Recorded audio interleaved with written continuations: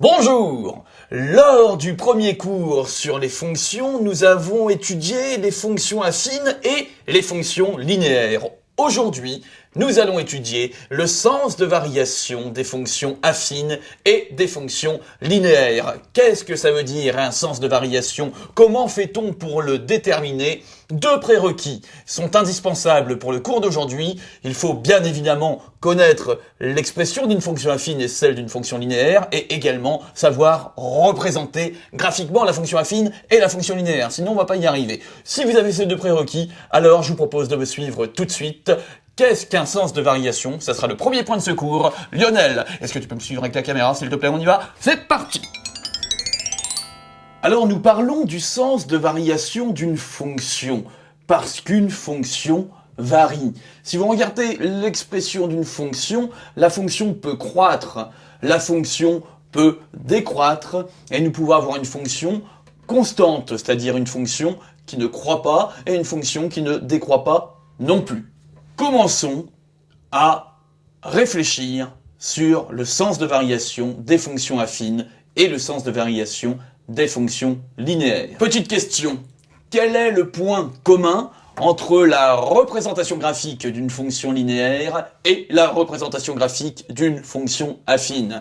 Pas très compliqué, naturellement, les deux sont représentés par des droites. Pour rentrer tout de suite dans le vif du sujet, je vais vous représenter une fonction croissante.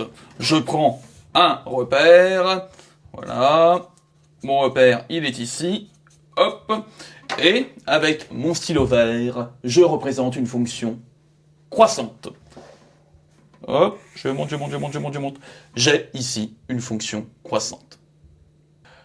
Lorsqu'on réfléchit à la variation de cette fonction, nous considérons que cette fonction est croissante parce que si l'on part des valeurs négatives de x pour aller vers les valeurs positives de x, eh bien, nous obtenons des valeurs de f de x qui augmentent. Nous suivons le sens de variation classique, celui qu'on peut avoir dans l'évolution depuis l'arrivée de l'homme sur Terre jusqu'à maintenant. Par exemple, nous sommes partis de valeurs négatives dans l'histoire, on est passé par moins 1800, moins 1200, moins 900, l'an 0, jusqu'à aujourd'hui, 2008.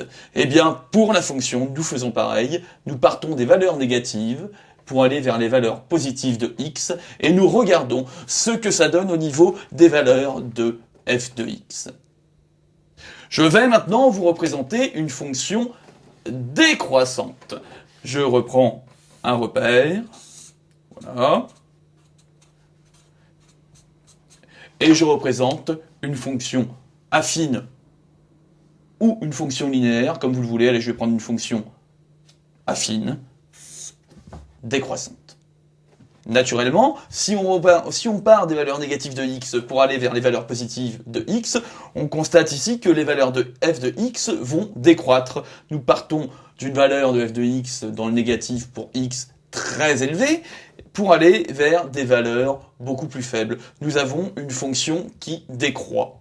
Alors, si vraiment dans un premier temps, vous avez du mal à voir si la fonction croît ou si la fonction décroît, ça dépend, il y a des personnes qui ont un peu plus de mal avec ce point-là, et d'autres en auront avec d'autres.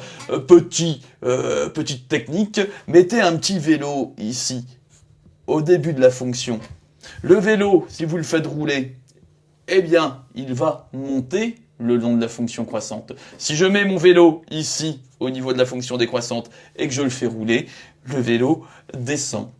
Voilà, petit moyen, petite technique, la technique du vélo. Voilà, bon, allez, continuons. La fonction constante alors. Eh bien la fonction constante, comme son nom l'indique, c'est une fonction qui ne va ni croître ni décroître. Une fonction qui, lorsqu'on part des valeurs négatives de x vers les valeurs positives de x, n'évolue pas. On va vous demander de déterminer le sens de variation d'une fonction dont on vous donnera l'expression f de x égale 2x plus 3. Déterminer le sens de variation de cette fonction. Eh bien, vous devrez par le calcul réussir à l'obtenir, ce sens de variation, et non pas par une représentation graphique. On ne va pas constamment représenter graphiquement la fonction, il faut réussir simplement par le calcul à pouvoir dire, sans représenter la fonction, sans avoir à regarder si elle monte ou elle descend, si cette fonction est croissante, décroissante ou constante. Comment calcule-t-on le sens de variation d'une fonction? Explication. Je vais commencer par les fonctions croissantes.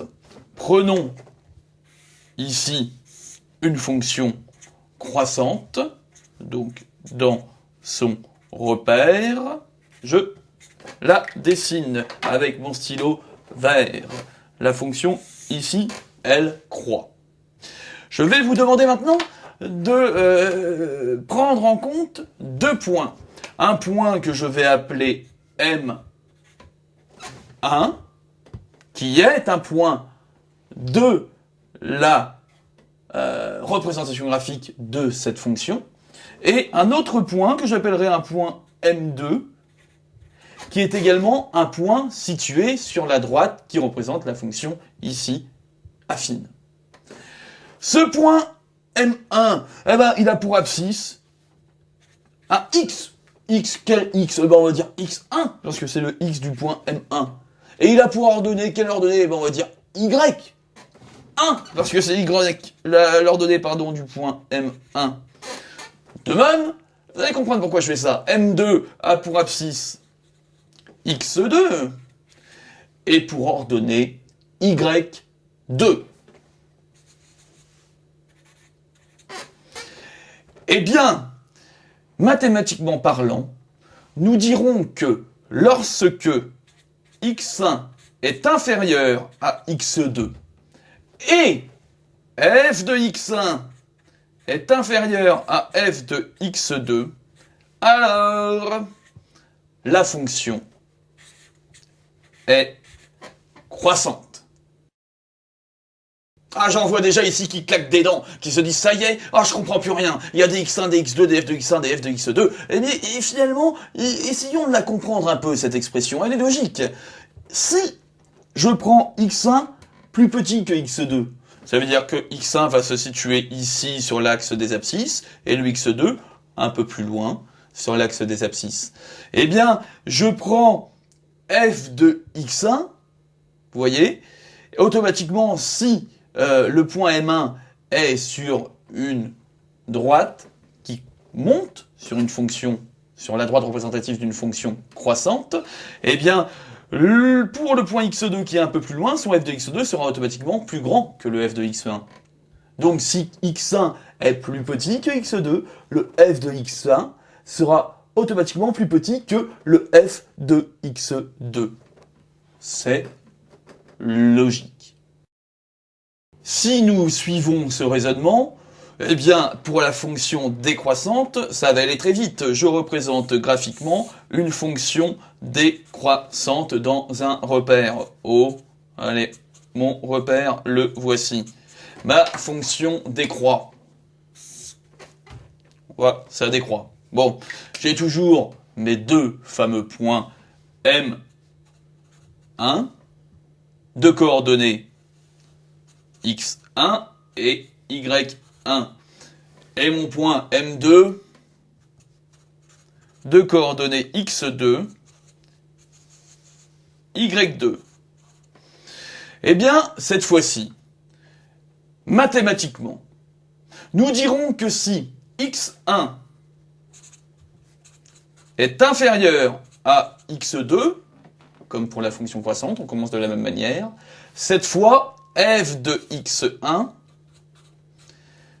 devra être supérieur à f de x2. Et si ces deux conditions sont réunies, c'est-à-dire que lorsque x1 est inférieur à x2, f de x1 est supérieur à f de x2, nous aurons démontré que nous sommes en présence d'une fonction décroissante. Et si cette fonction n'est ni croissante ni décroissante, c'est-à-dire que nous avons une fonction constante, eh bien, représentation de la fonction constante ici.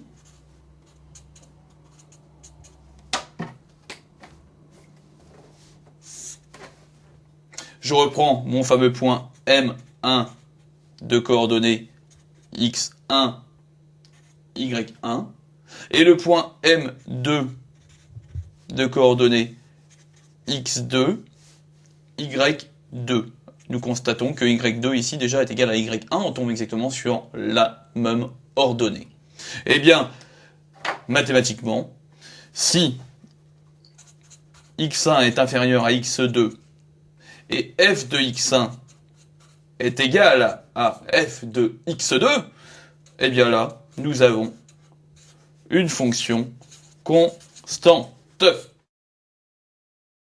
Encore une fois, l'intérêt de pouvoir déterminer le sens de variation d'une fonction de façon mathématique, c'est simplement de ne pas avoir à représenter la fonction pour pouvoir savoir si elle est croissante, décroissante ou constante.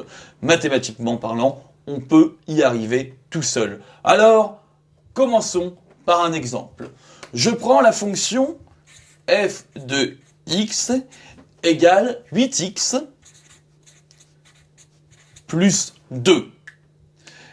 Question, cette fonction, déterminer son sens de variation.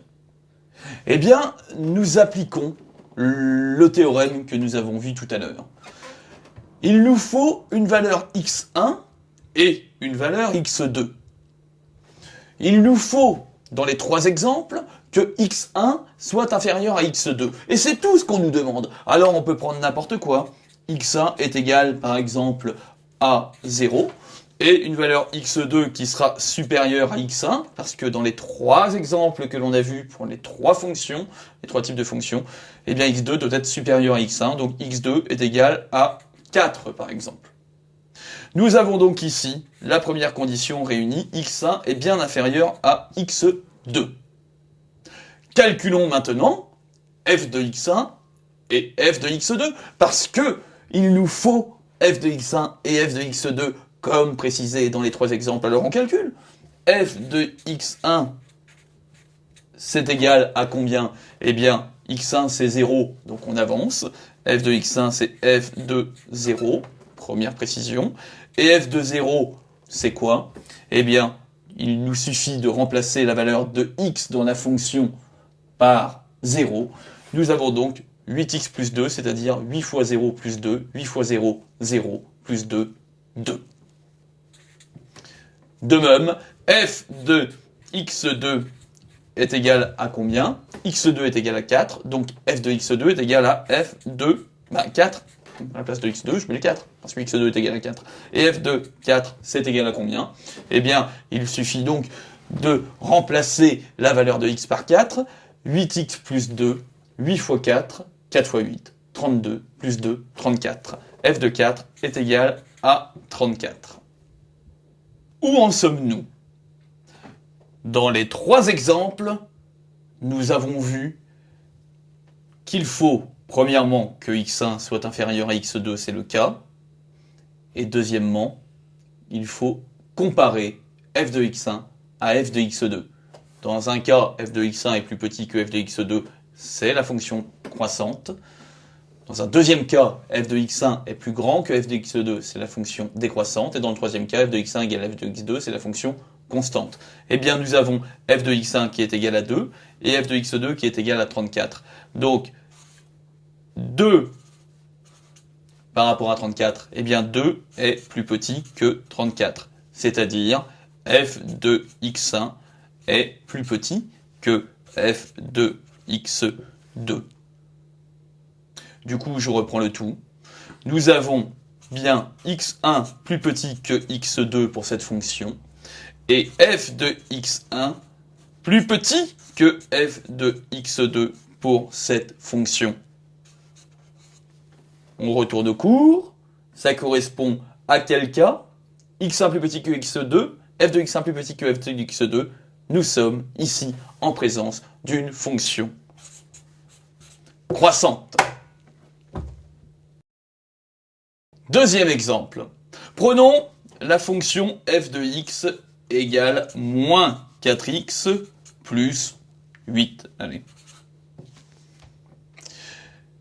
Étudions le sens de variation de la fonction f de x égale moins 4x plus 8. Eh bien, on recommence. Je prends une valeur x1, prenons par exemple 1, on prend ce qu'on veut. La seule condition, c'est d'avoir une valeur x1 qui est plus petite qu'une valeur x2. Donc j'ai pris x1 égale 1, eh bien je peux prendre x2 égale 3. Pourquoi pas?